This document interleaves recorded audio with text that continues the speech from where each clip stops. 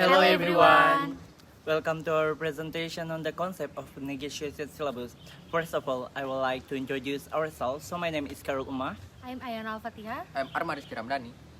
Today, we will explore how a negotiated syllabus can create a more engaging and personalized learning experience for students. So, in our presentation, we will discuss the key principles behind a negotiated syllabus, the benefit and challenges it presents, and share practical example of how it can be effectively implemented in English language classroom. We hope you find this presentation insightful and inspiring. Let's begin. So for the first one is a definition. A negotiation syllabus in English language teaching is a collaborative approach where both the teacher and student contribute to designing the course. This method aligns the content and delivery with learners' needs and preferences, while also utilizing the teacher expertise. So the key concept is about collaborative designing. The syllabus is created through discussion between the teacher and student. The first one, adaptability. The syllabus is flexible, allowing the adjustment based on ongoing feedback and changing learner needs. Second is process syllabus, sometimes called a process syllabus, and continues to negation and adoption of the courses. The purpose is have divide with goals. Learning language establish the clear objective for learning the language. This involves identify the overcoming aims of the course, such as improving fluency or preparing for a specific exam. Second, content. What should be the focus of our work? Decide on the topics and materials to be covered in this course. This course includes selecting themes, texts, or specific language skills based on what is most relevant and engaging for the student. Third is a method. How should the learning work be carried out? Determine the format and presentation of the course. This involves deciding on teaching methods such as a group work, project, or lectures, and how these will be integrated into the course. The fourth is evaluation. How well has the learning proceeded? Develop strategies for monitoring and assessing process. This includes setting up methods for evaluation, student performance, and providing feedback, ensuring that assessment align with the accurate opinions, goal, and contents. The step is the first one, implementation. Apply the negotiated discussion in the classroom, integrating the agreed upon elements into the course structure. Second, negotiation, engage in discussion to set goal, decide on content, choose teaching method, and establish assessment and criteria with input from students. The third, evaluation, outcomes and effectiveness of the syllabus, making adjustment based on feedback and result. So, example from the graduate course. Students start with a fixed syllabus for the first 2 weeks. After this period, they participate in the shaping to the syllabus for the following weeks. They discuss, list, and rank activities, which are then incorporated into the course. This process allows for project recognition based on the student input. Requirement for effective negotiation. Procedure. Define how and when negotiation will take place. First, planning. Decide on participant structure, individual, pair, group, and types of activity. Second is learning goal. Set objective collaboratively with student. Next is evaluation. Implement regular review and adjustment based on feedback. Next, resource. Ensure variety of learning material are available. A fully negotiated syllabus, as described by Breen, is one extreme. However, syllabus can also be partly negotiated where some elements remain under teacher or curriculum control. Here are several approaches. A fully negotiated syllabus, as described by Breen, is one extreme.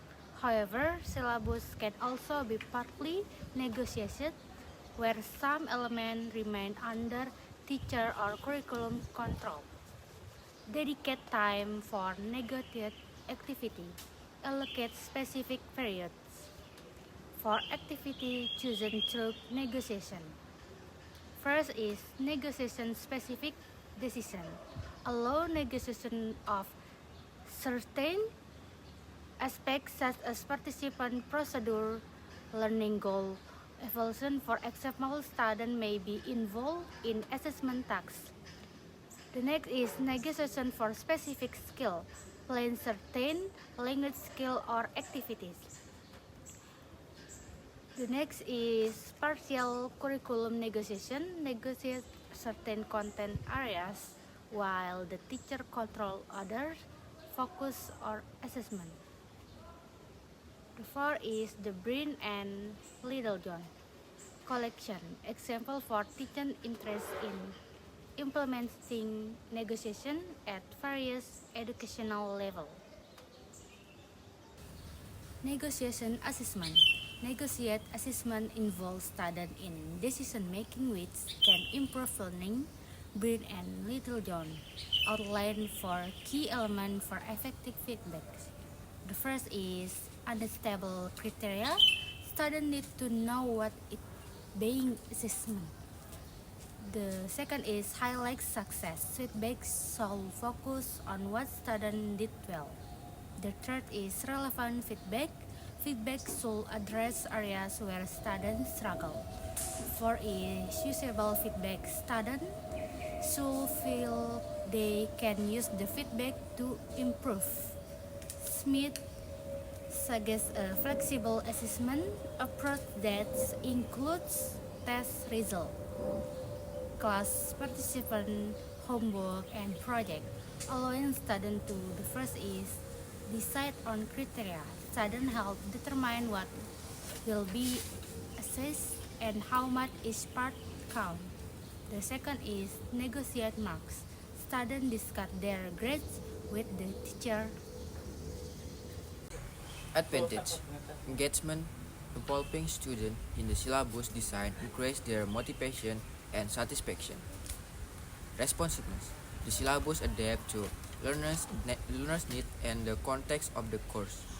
Meaningful practice: the negotiation process itself is valuable language practice.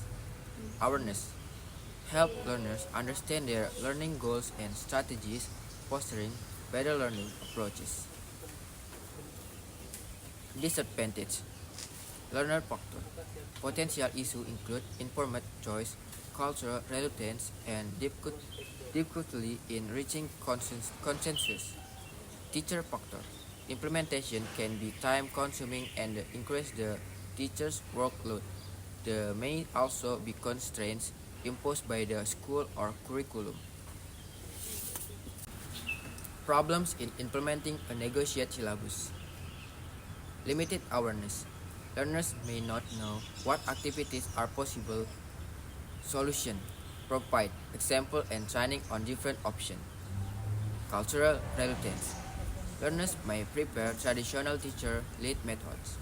Solution: gradually introduce negotiation to build trust and comfort. Diverse need. Difficulty reaching consensus due to varying learners' needs. Solution: use small groups to negotiate different elements and find common ground. Partly negotiate syllabus. Activities, types and methods, assessment, criteria and weighting, learning goals, focus areas or AG speaking writing. Developing a negotiate approach to syllabus design. Bank of material. Create a displayer or catalog of options and provide explanation and example. Involving learners. Use surveys, questionnaires, or discussion to gather learners' preference. Evaluation. A regular feedback session and quick check-ins to adjust the syllabus as needed. Advantage and disadvantage.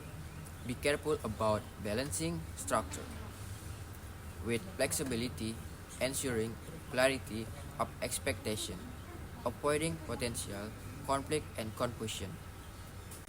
So, in this case study, we got the two authors, which is Boone and McAllister. So, for the case that we have analysis, for the first one, Boone, 2005, negotiate parts, activities, assessment, criteria, and materials. Non-negotiate parts, core content, timetable, and mandatory assessment. The second one is McAllister 2005. Step initial discussion about needs, presenting a draft syllabus, group modification, feedback and revision, and implementation with ongoing adjustment based on feedback. So, we got a conclusion. The negotiated syllabus approach fosters a learner-centered environment, increases engagement, and allows flexibility in teaching. However, it requires careful planning to balance structure with the flexibility and to ensure that educational goals are met. Alright guys, thank you for joining us in this expression of the negotiated syllabus. As we have discussed, this approach offers a collaborative way to design course content by involving the both teacher and student in the discussion-making process. It can enhance student motivation, encourage active participation, and create a sense of ownership over their learning. We hope this presentation has provided valuable insight into the potential of a negotiated syllabus. Thank Thank you you for for your attention. attention.